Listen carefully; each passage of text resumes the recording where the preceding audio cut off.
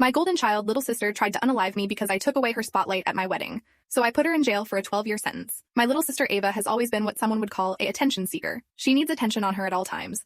And my parents didn't exactly help with humbling her. Every event had to be about her, or she'd absolutely freak out. At every single one of my birthday parties, she'd blow out the candles and have her own presents. And God forbid she had to watch someone else get something she didn't have. I felt like I was invisible growing up because my parents hardly cared about my achievements or my events, as they were always focused on the attention Ava deserved. Ava was extremely premature and even died 5 times as a preemie. So my parents treat her like a little angel because they almost lost her. So whenever Ava acted up, they turned a blind eye. Ava even had a nasty habit of trying to take the attention of anyone who tried to even look in my direction. Every single boy I've dated suddenly ghosted me and started showing up at our house asking for Ava. I was sick of it. So when I was 18, I distanced myself and went to a college out of state.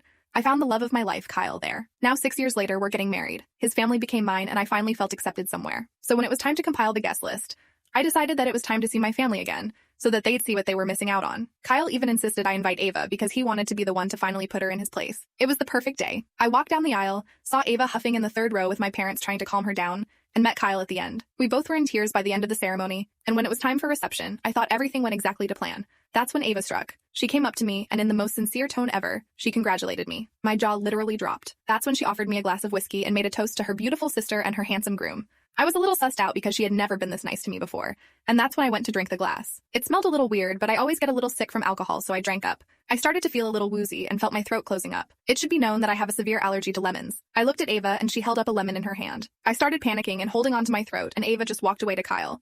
She even twirled her hair at Kyle while I was literally dying. Kyle looked my way as soon as she came to him and ran to me with an EpiPen. I had to go to the hospital because my throat was extremely damaged and had to miss my honeymoon. So when the cops came to my room asking me what happened, I told them exactly what happened. Ava poisoned me. You should have seen the way my phone blew up after Ava got arrested.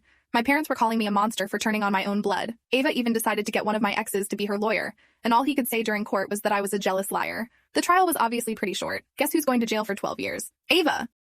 Click the link in my bio to get the full story for free.